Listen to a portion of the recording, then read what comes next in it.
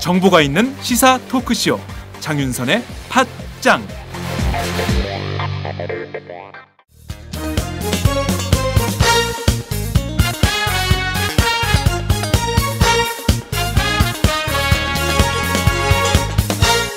김종철의 비언프 비즈니스 언프렌들리. 김종철의 비즈니스 언프렌들리. 우리는 언제쯤 비즈니스 프렌들리한 세상에서 살아보나. 이 방송의 모토입니다. 매주 목요일에 고정 코너 시작합니다.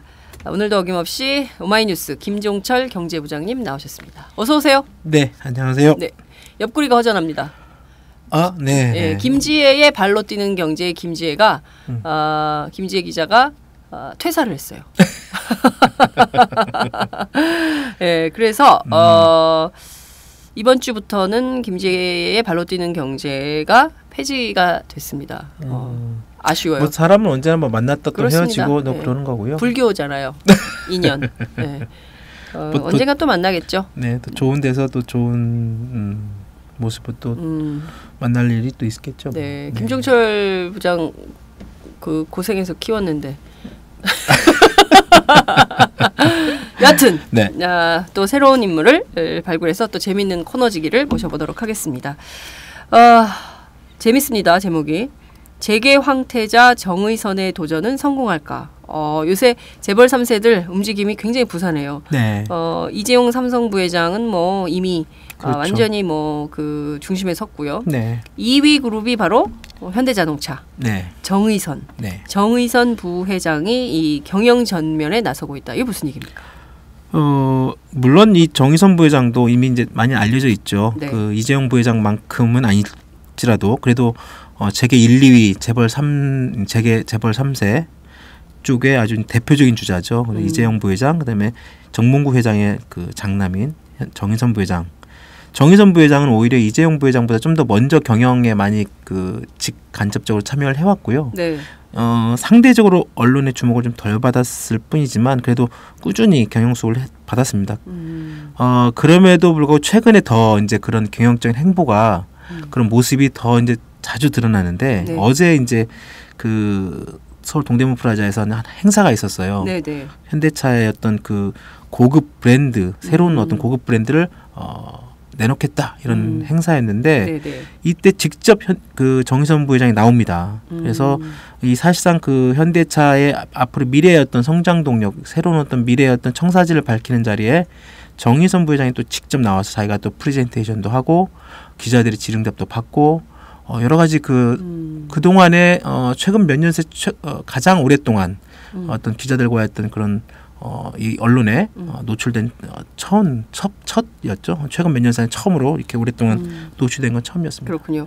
우리는 통상 현대자동차 그러면 정몽구 회장 그렇죠. 이렇게 딱 떠오르는데 네. 어제야 비로소 정의선 부회장이 이제 나다. 나를 주목해라.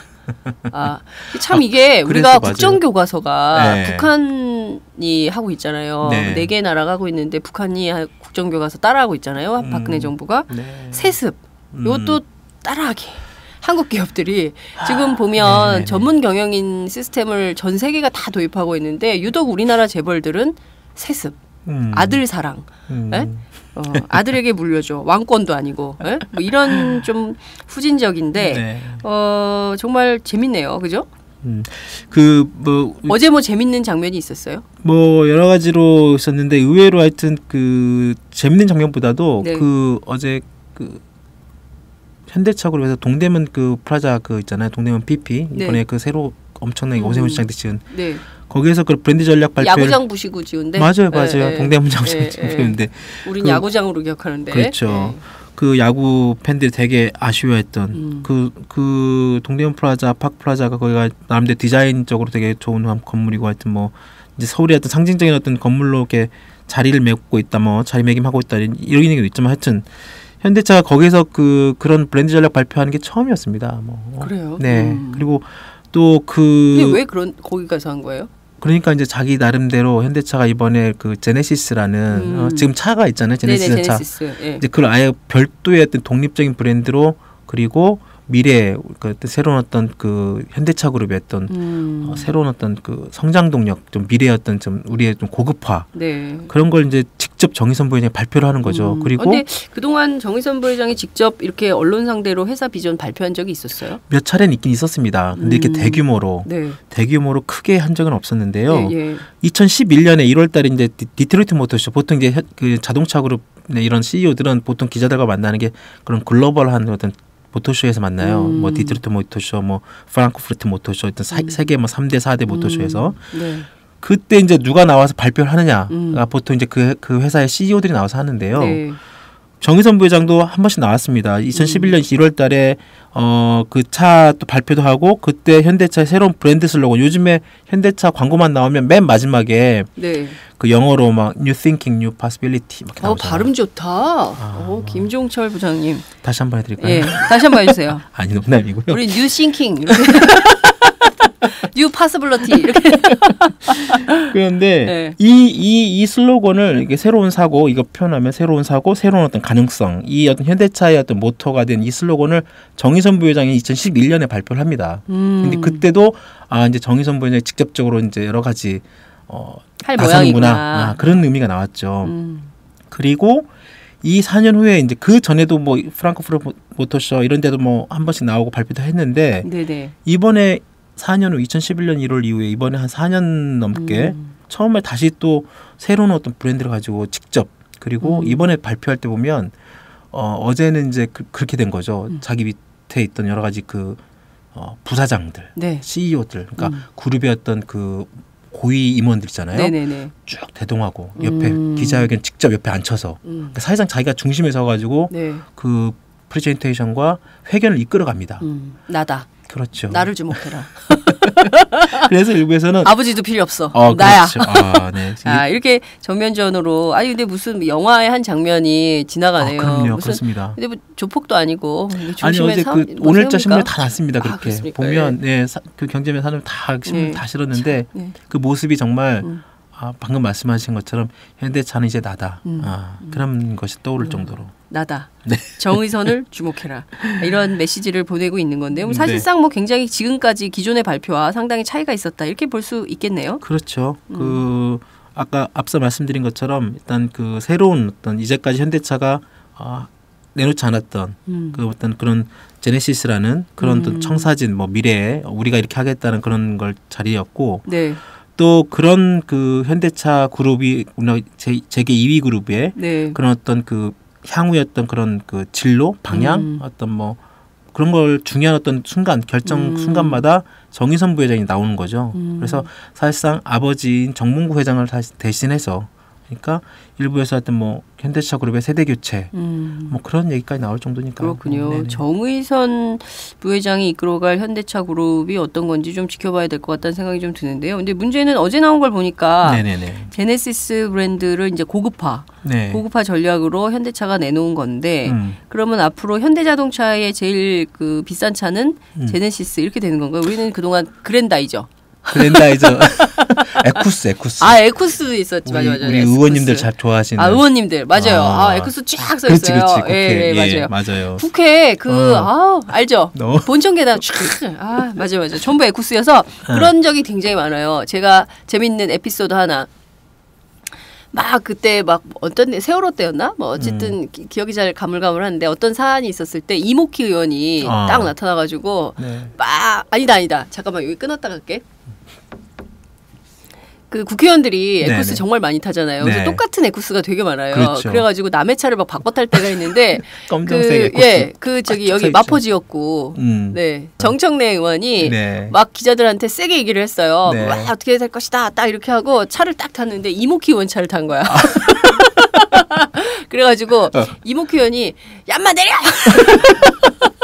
내 차야 거기. 형님 죄송합니다.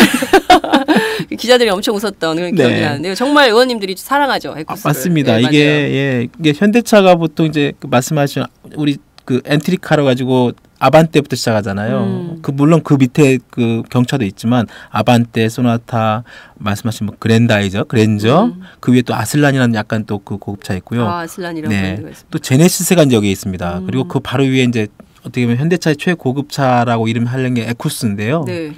이번에 이제 이 에쿠스라는 이름이 없어집니다. 없어지고 아예 제네시스라는 이런 그 차 지금 그 나오고 있는 차를 별도의 브랜드로 딱 빼가지고 지금 이런 차들 있죠. 그러니까 뭐 그 시중에 뭐 렉서스라는 차 있잖아요. 네네네. 이 렉서스라는 차가 토요타. 원래 도요타에서 나오는 네네. 하지만 별도의 브랜드로 움직입니다. 도요타는 뭐 그 외 도요타 자동차들 몇 개 있고 그다음에 렉서스는 별도의 그 브랜드 독립 브랜드로 움직이는데 도요타에서 나오고 있고요. 인피니티라는 차도 마찬가지입니다. 여기도 닛산에서 나오는데 이것도 독립 브랜드로 고급적인 어떤 브랜드로 움직이고 있고. 되게 고급 전략을 하는 모양이죠. 맞습니다. 이게 그 요즘에 또 배기가스 조작함으로 이렇게 위기에 몰려 있던 그 폭스바겐 그룹도 다 마찬가지입니다. 폭스바겐. 네, 아우디나 딱정벌레. 네. 아우디나 벤틀리 이런 것들도 별도의 독립 브랜드로 움직입니다. 그렇군요. 예, 이것도 이제 폭스바겐 그룹 안에 있는 그런 자동차들의 회사인데요. 그러니까 현대차도 이런 어떤 세계적인 추세에 따라가겠다 하면서 이제 제네시스를 따로 빼는 거예요. 그렇군요. 네. 그 정의선 부회장이 그러면 제네시스 독립법인을 좀 맡아서 해보겠다. 뭐 이런 그럼요. 건가? 뭐 이런 생각도 조금 드네요. 근데 이 정도로 저희가 홍보를 해드리면 현대자동차가 광고를 해야 됩니다. 아마 할 거예요. 아마 그래요? 전부 다. 팥장에. 팥장에. 예. 안 해나? 팥장 해야 되겠다. 현대자동차 진짜. 듣고 계십니까? 예, 이 정도로 저희가 세게 홍보를 저희 들어요. 예. 현대자동차도 듣습니다. 들어요? 네. 듣기만 하면 어떻게 광고를 해야지. 그 들으시죠? New 네. Thinking, New Possibility 한번 해달라고. New Thinking, New Possibility. 네. 좀 새롭게 전략을 짜세요. 자, 그런데 지금 이렇게 새로운 자동차 브랜드를 내놓는 것이 뭐 좀 경쟁력이 있다 이렇게 뭐 봐서 그러는 걸까요? 그러니까 이게 그 여러 가지 이제 해석과 분석들이 나오고 있습니다. 네. 왜 지금 이때 현대차가 제네시스라는 브랜드를 런칭하고 내놓나. 근데 원래 이 제네시스라는 차 브랜드가 2004년에 1월달에 처음 나왔습니다. 그때 이미 독립적인 브랜드로 가겠다라는 식으로 이제 그 갈 것이다라는 어떤 그런 전망도 있었고, 그런데 이제 그럼에도 불구하고 과연 현대차는 여전히 뭐 해외 나가 보시면 알겠지만 물론 옛날보다는 예전보다는 많이 좋아지고 이미지도 좋아졌지만 현대차는 여전히 다른 어떤 그런 글로벌한 어떤 그런 그 경쟁 회사보다는 좀 중저가 차다라는 인식이 되게 많고 그렇게 해서 현대차가 내놓은 어떤 그 고급차가 과연 얼마나 먹힐까 시장에서 그런 여전히 그런 의구심이 많았고요. 그럼에도 불구하고 2004년에 처음으로 제네시스라는 그런 새로운 차를 내놓고 그 당시에도 2004년 처음에 나온 제네시스는 되게 좋은 고급차라고 되게 발표를 했지만 사실상 그 모든 그 내부 부품은 국산율이 거의 떨어졌어요.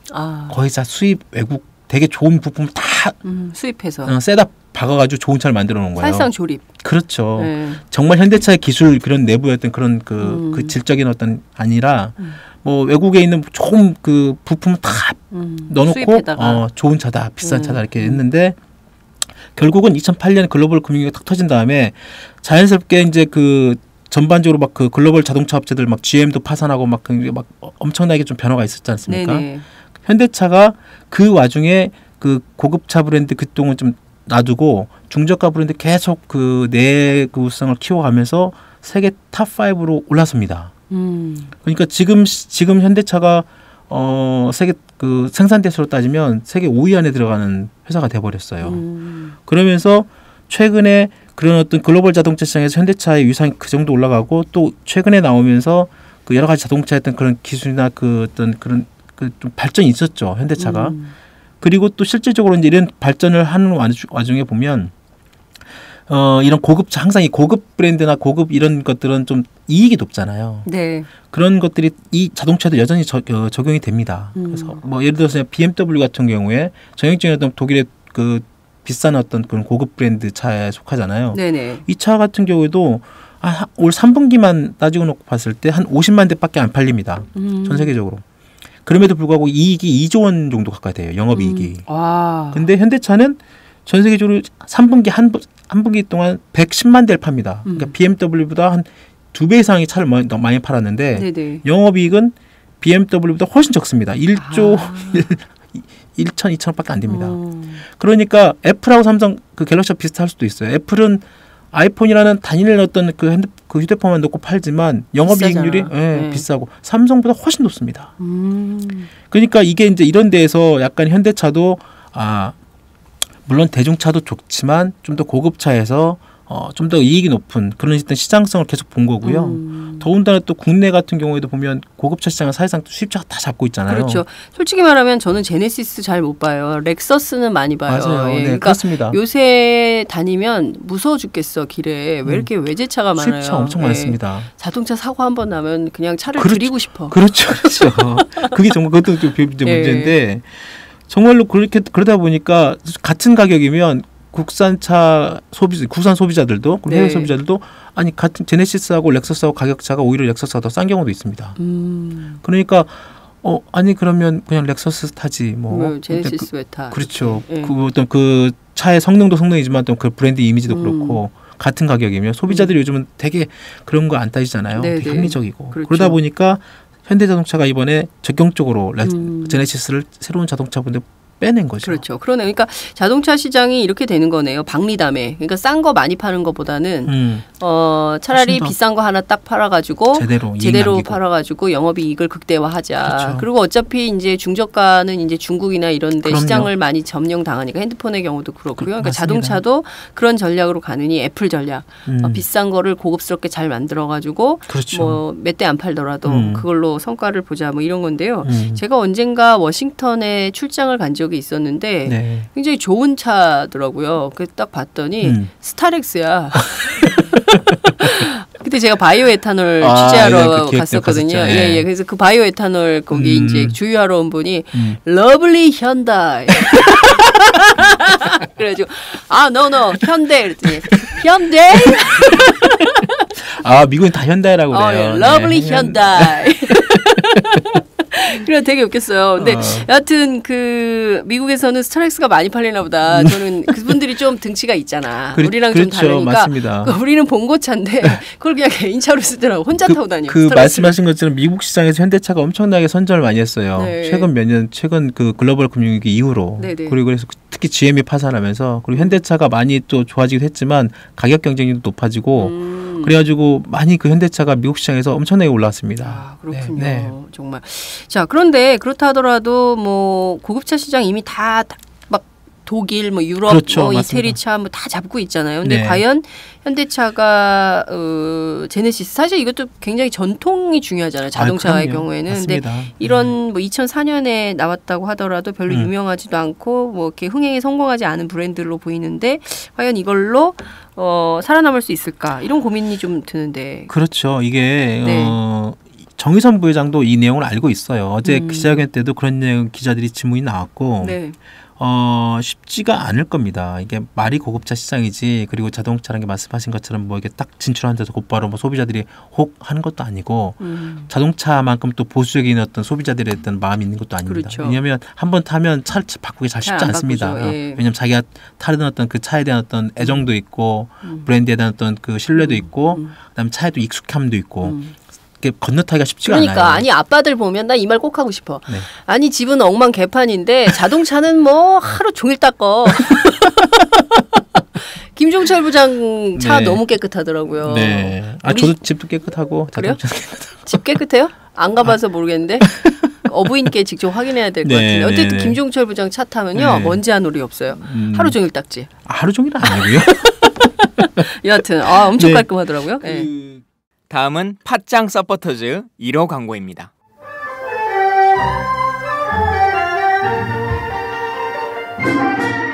양꼬치집에 대한 모든 편견을 깼다. 풍무 양꼬치. 착한 가격, 품격 있는 공간. 국내외 유명인들도 자주 찾는 풍무 양꼬치. 나는 그 집 양갈비가 훨씬 맛있던데. 누나 나는 그 집 맛있는 요리들이 지금도 잊혀지지 않고 있어요. 단체석이 많아 모임하기 좋은 곳. 풍무 양꼬치. 대림역과 구로 디지털 단지 역점 두 곳에 있습니다. 예약 문의 02809-9292, 02809-9292.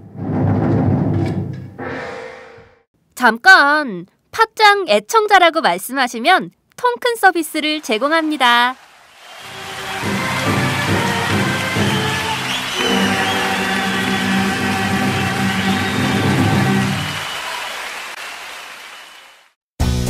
얘들아 안녕?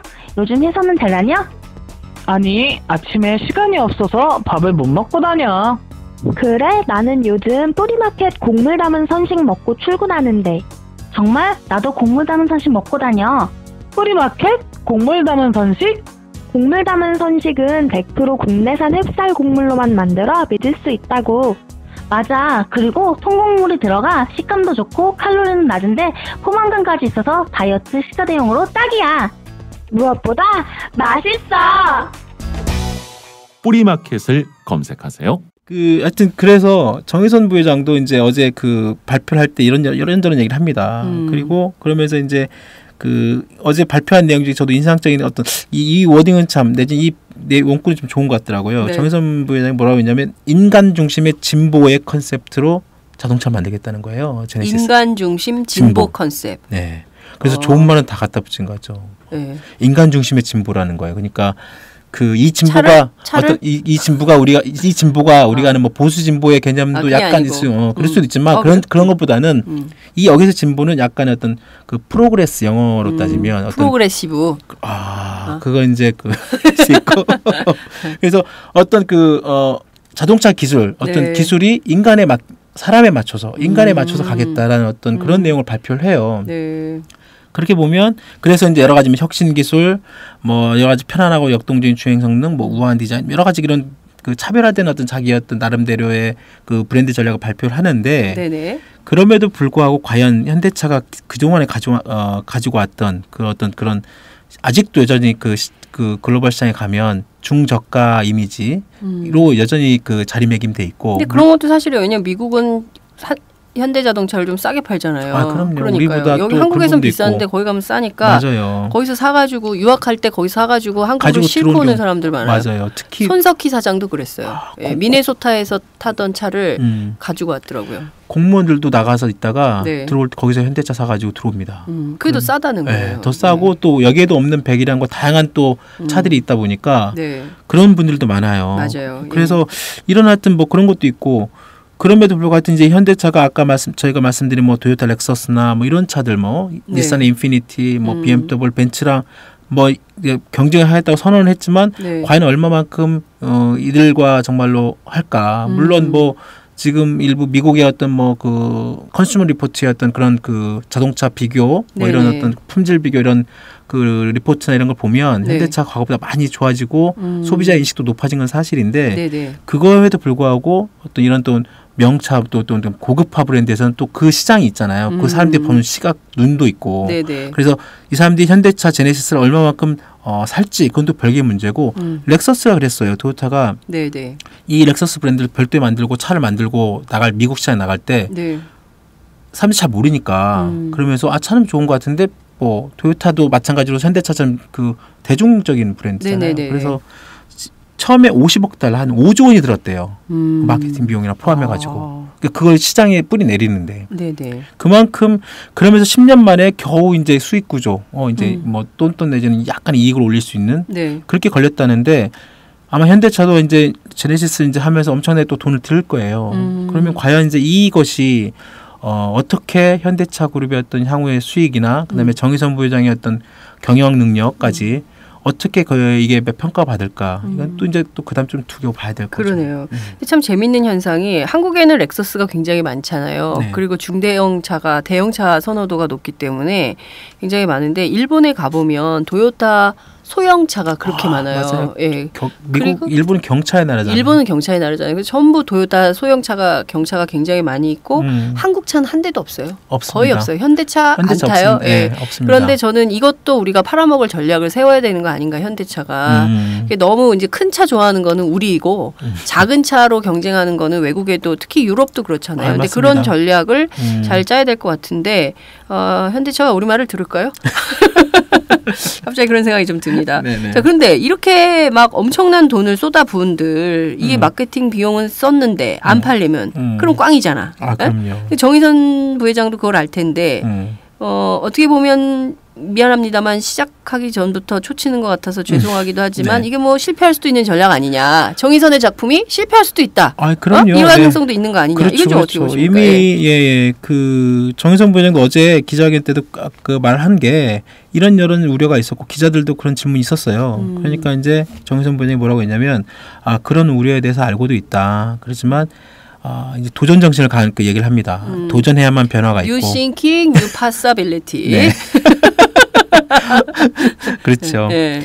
이게 그 구호도 지금 마침 다시 한번 얘기하니까 생각나는데 그 애플의 구호가 그거잖아요. Think different라고 해가지고 다르게 생각하라는 거잖아요. 그러니까 모든 사물이나 접근이나 이런 방식을 새롭게 다른 방식으로 생각하고 다르게 고민하라. 그게 애플의 어떤 구호잖아요.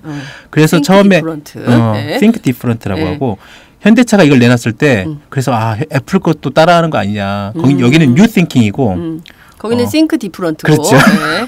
조금 좀 그때 달라요. 얼추 뭐 비슷한.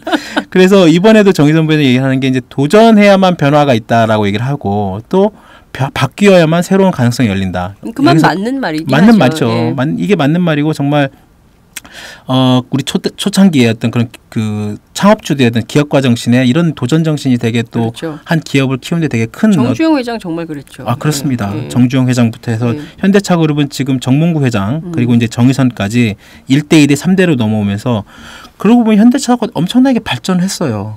규모로 따지면 그러니까 50년 정도밖에 안 된 자동차 회사거든요. 네. 독일 벤츠 같은 데는 100년, 150년 된 회사들이잖아요. 그러니까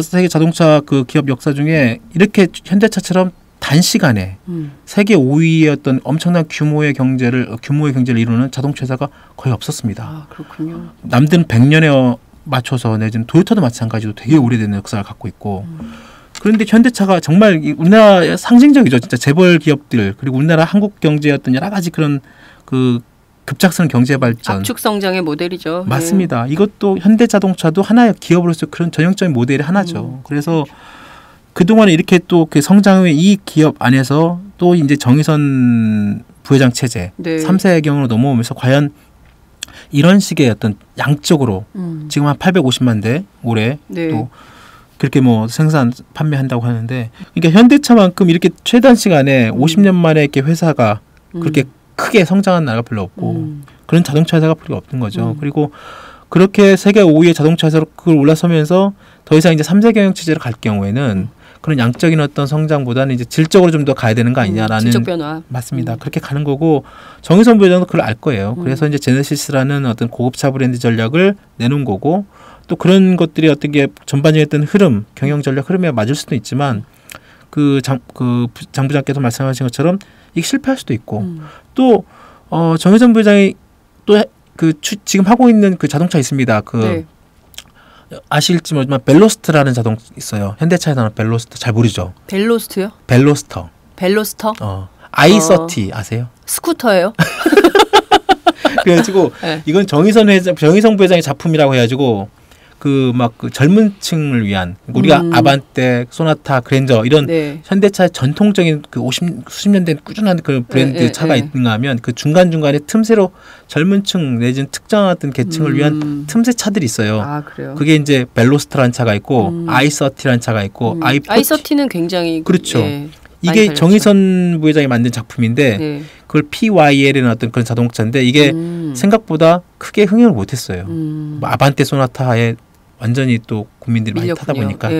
그래서 솔직히 정의선 부회장이 이번에 제네시스도 또 PYL 꼴 되는 거 아니냐 뭐 그런 얘기 할 것도 있어요. 그렇군요. 근데 저는 그 창업주이신 정주영 회장 굉장히 기발한 분이잖아요. 그럼요. 그 소떼방북. 막 수천 마리를 끌고 북한을 막 걸어서 가고 그랬잖아요. 근데 해외 언론에서도 굉장히 크게 주목했던 그런 거였는데 이런 좀 약간 좀 독특한 발상의 전환을 할아버지 따라서 좀 해보면 좀 새로운 전략을 세울 수도 있지 않을까 이런 생각도 좀 해보게 되는데요. 그렇습니다. 결국 이번 작품으로 현대자동차 결국 삼성처럼 나다. 정의선 나야. 이 전략으로 세대 교체가 이루어졌다. 이렇게 봐야 되는 걸까요? 어떻게 보면 이재용과 정의선, 삼성과 현대, 숙명의 라이벌, 그렇죠. 경쟁하면서 할아버지 정신으로 그렇죠. 손자 둘이 경쟁한다. 아, 뭐 이렇게 그럼요. 봐야 됩니까? 그렇게 보는 시각도 볼 수 있습니다. 세계에서도 이미 있고요. 삼성과 현대차는 지금 현대차가 과거에 삼성 현대였죠. 근데 네. 현대가 현대차 그룹 뭐 다 또 나눠졌잖아요. 나눠지면서 이제 현대차가 재계 2위로 올라섰는데 삼성그룹의 3세 주인공은 이재용 부회장이고 현대차 그룹의 3세 승계 주인공은 정의선 부회장. 이재용과 정의선은 항상 같이 다녔죠. 정의선 부회장이 1970년생입니다. 개띠네. 개띠입니다. 개띠. 예. 김종철 부장도 개띠. 장 부장님도 개띠. 개 3마리. 아, 저희 동기인데 예, 이분은 동기네요. 벌써 현대차 그룹 부회장이고. 네. 하여튼 그렇고 할아버지를 잘 만나야 돼요. 그렇죠. 금수저. 네, 금수저. 대표적인 네. 금수저라고 할 수 있죠. 그렇습니다. 예. 정의선 부회장이 1970년생인데요. 이재용 부회장이 1968년생입니다. 그러니까 이재용 부회장이 2살 많은 형인데 네. 둘이 또 되게 친하다고 해요. 엉아구나, 엉아. 네. 이재용 부회장은 일남 2녀 중 지금은 이제 원래는 이제 딸을 일남 3년대 그쪽도 막내가 지금 유명을 달리했죠. 예. 그래서 지금 일남 2녀 중에 아들이 유일하고 정의선 부회장도 정몽구 회장 그쪽에 보면 일남 3녀 중에 지금 아들 유일합니다. 좀 비슷하죠. 그러네요. 하나밖에 둘 다 아들 태어날 아들 때 하나네. 그렇죠. 이미 태어날 때부터 삼성과 현대차 그룹은 3세 승계로 이미 황태자 금수저를 딱 물고 태어나신 분들이죠. 이분들은. 아들을 하나 더 낳았으면 어떻게 됐을까? 아유. 뭐 난리 났을까? 그러면 롯- 효성처럼 되고 롯데그룹 롯데처럼 뭐 두산. 난리가 나 두산 뭐 그렇죠. 예. 이게 딸들이 착해. 예? 일만 하고 묵묵히. 그렇죠. 네. 그 삼성 같은 경우 삼성 이씨 가문이나 현대 이 정씨 가문 이 삼성과 현대는 옛날부터 꾸준히 어떤 그런 재계의 라이벌로 꾸준히 해왔고 다만 이재용과 정의선은 이제 3세 경우로 넘어오면서 그게 어떻게 친하게 지냈다고 그래요. 그럴 수밖에 없는 게 자기네들이 둘이 싸울 일이 별로 없어요. 왜냐하면 업종이 달라. 그러네요. 여기는 전자 쪽이고 예. 전자 IT에 그게 강점이 여기는 있고. 핸드폰이고 여기는 자동차고. 그렇죠. 예. 그러니까 서로 부딪힐 일이 크게 없는 거죠. 그러다 보니까 이제 크게 그리고 정몽구 회장도 그러네요. 네. 삼성은 에버랜드 놀이동산, 현대는 놀이동산 없잖아요. 그렇죠. 그 대신 서산에 네. 농장 가지고 그때 소떼 방문할 때 맞아. 거기서 소를 해가지고 또 가잖아요. 그리고 삼성은 보면 겹치는 게 별로 많지 않네요. 그죠? 그룹상으로 그러니까 쉽게 말하면 경영적. 그래서 네. 삼성하고 현대차가 어떨 때 이런 것도 있어요. 삼성의 임원들 발표하잖아요. 네. 매년 연말에 임원 그룹 인사를 하는데 그 삼성 임원 되면 차를 바꿔줍니다. 차가 나오잖아요. 그 현대차 임원이 되면 차를 바꿔주는군요. 그렇죠. 회사에서? 그럼요. 좋은 회사다. 상무부터 쭉 가시고 고급차를 바꿔줘요. 고급차로 나옵니다. 뭐 네. 전무 부사장이 다 넘어가면 그랜저나 뭐 내지는 심지어 이제 에쿠스 부사장이나 뭐 에쿠스도 나오고 그러니까 그 임원이 되게 많잖아요. 삼성이. 네. 그래서 삼성그룹 임원들이 사가는 현대차도 상당합니다. 그래요. 그래서 그 이재용 부회장하고 그다음에 정의선 부회장이 서로 이렇게 2살 터로 형 동생 되게 친하다 보니까 네. 그 삼성의 그 임원들 그 차를 고를 때 현대차 말고 다른 차들도 좀 넣자. 다른 자동차 브랜드에서 예를 들어서 르노 삼성차에 뭐 대형차도 있고 예전에 이제 뭐 기아차도 있잖아요. 기아차도 있는데 이름을 같이 올려놓습니다. 뭐 예를 들어서 이제 삼성의 뭐 전무가 된다, 뭐 상무가 된다 그러면 뭐 그랜저가 탈 수 있고 뭐 그랜저와 비슷한 어떤 급의 어떤 다른 어떤 뭐 K7이나 뭐 그다음에 또 뭐 SM7 네. 그렇게 형식적으로 올려놓지만 사실상 뭐 현대차 쪽을 싹 미는 뭐 그쪽 타는 뭐 그런 것도 있을 수 있고 그러다 보니까 양쪽에 약간 그런 서로 간에 그래서 뭐 한때 현대차에서는 쪽에서는 휴대폰은 우리나라 거 써야 된다. 뭐 그런 것들 왜냐면 그쪽 직원들도 엄청 많잖아요. 그렇죠. 이렇게 서로 팔아주고 이렇게 형님아우 하면서 지내는 사이군요. 본격 직장인 드라마 공생 대리운전 편. 부장님 가볍게 한잔 하시죠. 나 차 가져왔는데. 아예 착한 콜 대리운전이 있잖아요. 부를 때마다 500원이 기부되는 착한 콜. 딴지가 기부 내역을 검증한 착한 콜 1800-9998 대리운전도 믿고 맡기세요. 꽃배달은 1800-9222 퀵서비스는 1800-9668로 착한 콜 하실 수 있습니다. 꽃배달은 1800-9222 퀵서비스는 1800-9668입니다.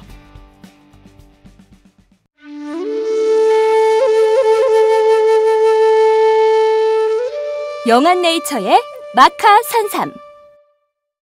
공중파 텔레비전에도 없고 인터넷 배너 광고 하나 없지만 팟캐스트 좀 들어봤다 하는 분들은 다 아는 마카 산삼.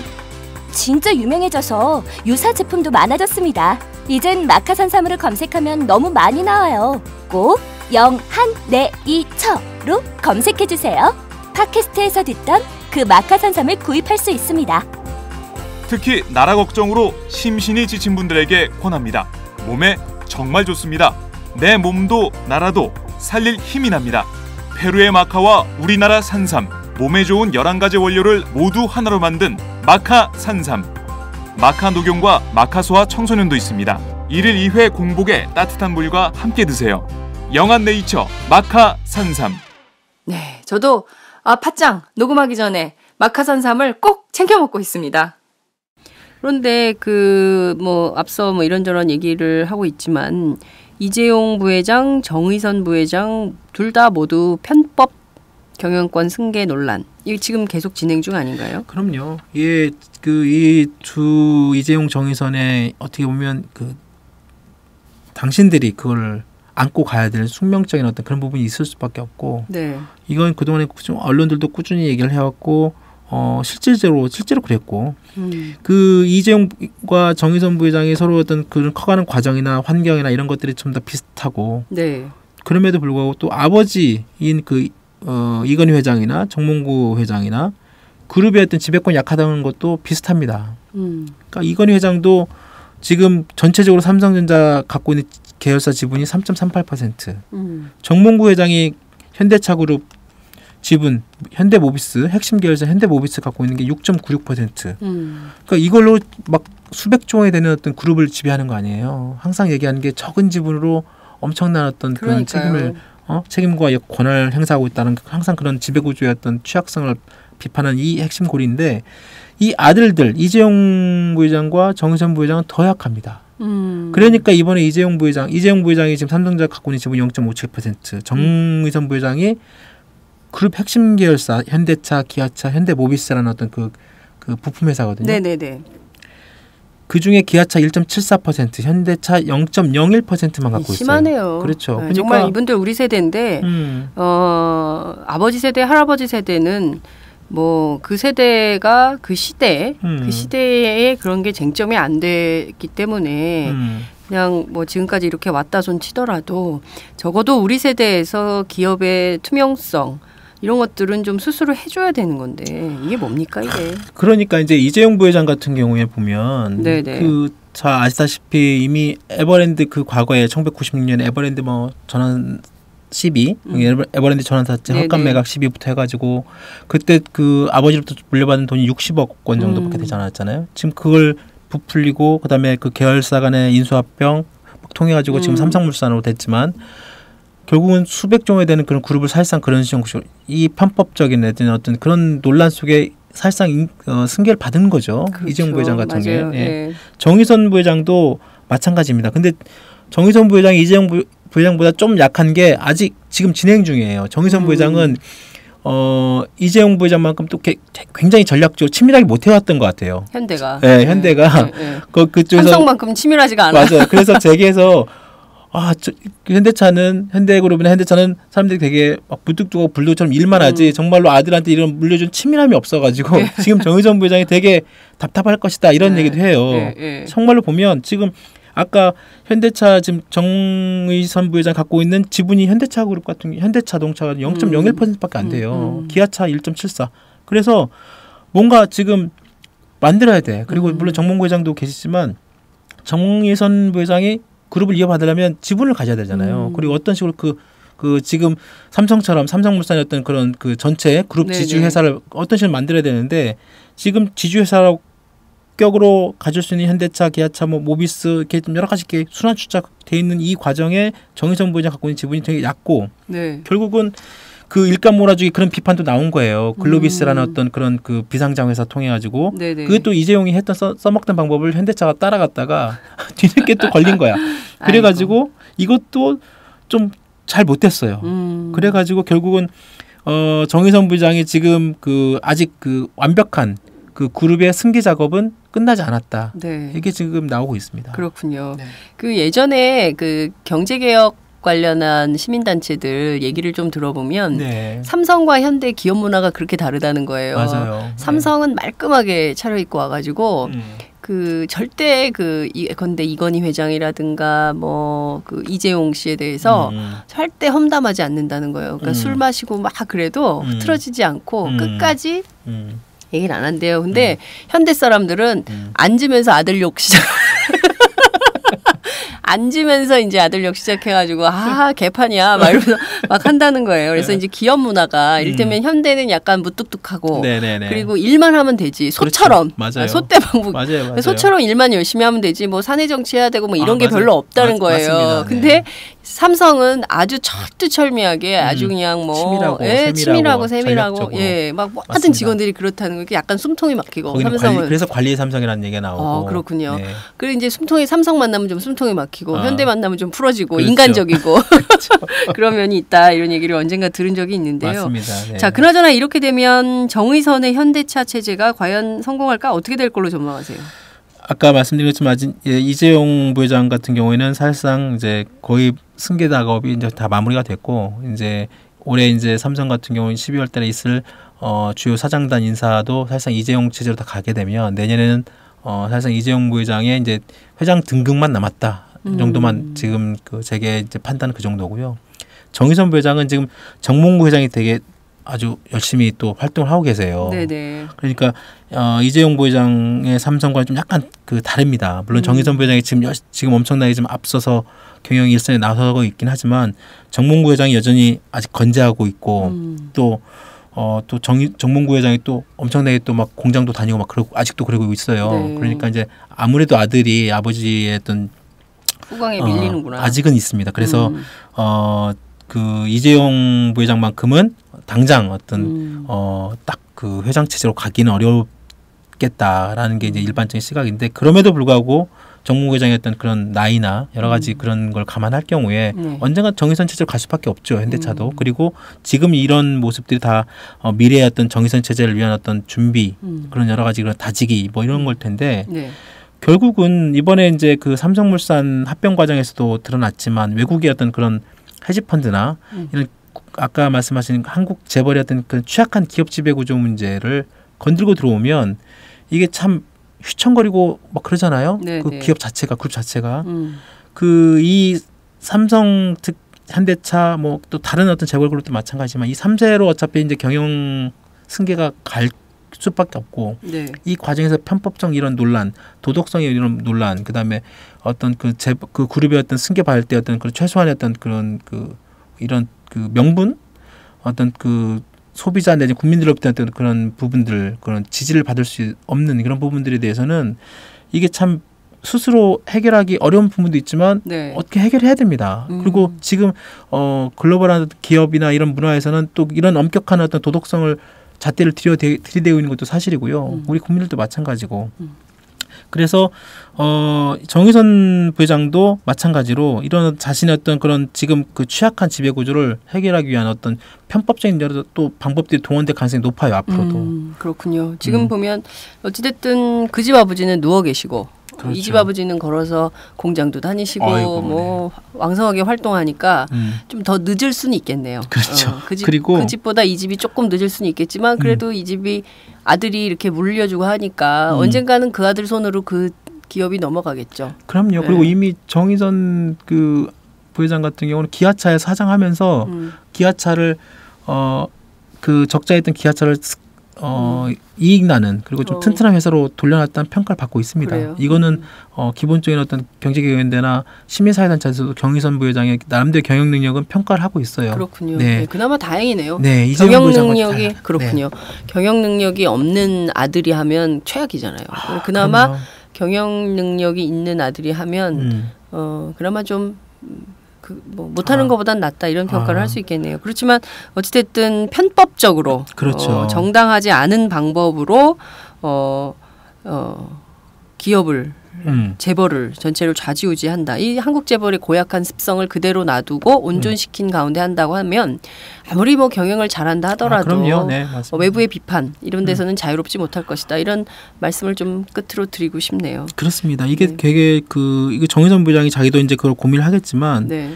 그렇게 가야 되죠. 자기가 아무리 경영력이 인정받고 나름대로 뛰어난다 하더라도 자기가 나중에 이 그룹을 내지는 한국의 어떤 세계 2위의 어떤 그룹을 이어받을 때 그런 어떤 그런 명분, 도덕적인 어떤 그런 정당성 이런 것들을 확보하지 못하면 그 국민들로부터 소비자들로부터 신뢰를 받지 못하면 그 기업이 제대로 설 수 있겠습니까? 그러니까요. 그리고 자신의 말이 그 수많은 어떤 그 그룹 임직원들한테 통하기가 어렵겠죠. 물론 겉으로는 뭐 잘 열심히 듣겠다고 하지만 말씀하신 것처럼 돌아서서 무슨 얘기를 다른 얘기를 하면 무슨 어떻게 일이 잘 되지 않는 거고. 그래서 정당하게 하여튼 정의선 부회장도 아마 정당하게 갈 거예요. 정당하게 자기가 이제 부를 축적하고 그 자기가 정당하게 축적한 부 재산을 가지고 정당하게 주식을 사서 지분을 확보하고 그 지분을 가지고 정당하게 세금을 내고 그리고 그 지분을 확보한 만큼 또 어떤 그룹의 어떤 그런 영향 그 책임을 또 갖고 그리고 또 열심히 뭐 일하고 그렇게 가야지 뭐 이걸 뭐 돌려서 뭐 기업을 합병시키고 또 그걸 통해 가지고 또 뭐 그 위에 지분 뭐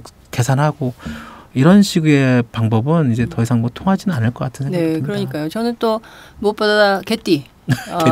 그렇죠. 같은 세대로서 그렇죠. 봤잖아요. 한국 사회의 여러 가지 곡절을 함께 겪지 않았겠어요. 이분도 그럼요, 맞습니다. 예, 한국 사회의 어두움과 또 우리가 민주화 이전에 있었던 뭐 이런 여러 가지 문제들에 대해서 그분도 신문 보실 테니까 그럼요. 다 보고 좀 잘했으면 좋겠다는 당부를 좀 드리고 싶네요. 그렇습니다. 예, 네. 똑바로 해라. 네. 오늘 정말 재밌었습니다. 네. 과연 정의선 체제가 성공할지 재계의 핵심 이슈가 될 텐데요. 앞으로 저희도 주목해서 보도록 하겠습니다. 오늘 말씀 잘 들었습니다. 네, 감사합니다. 네.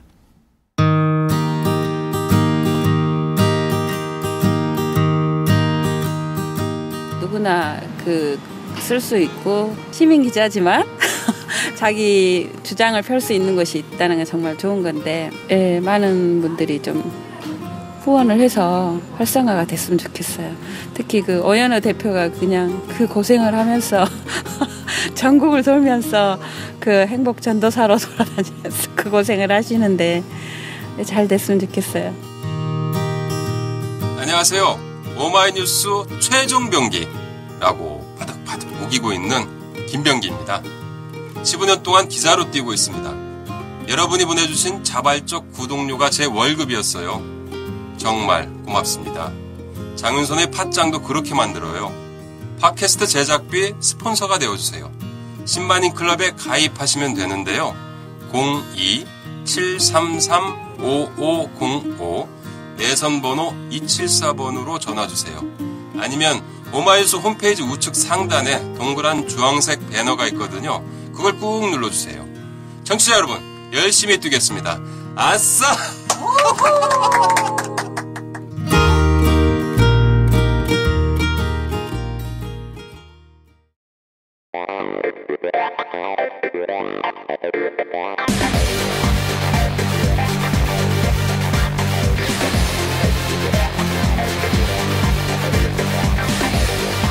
정보가 있는 시사 토크쇼 장윤선의 팟짱.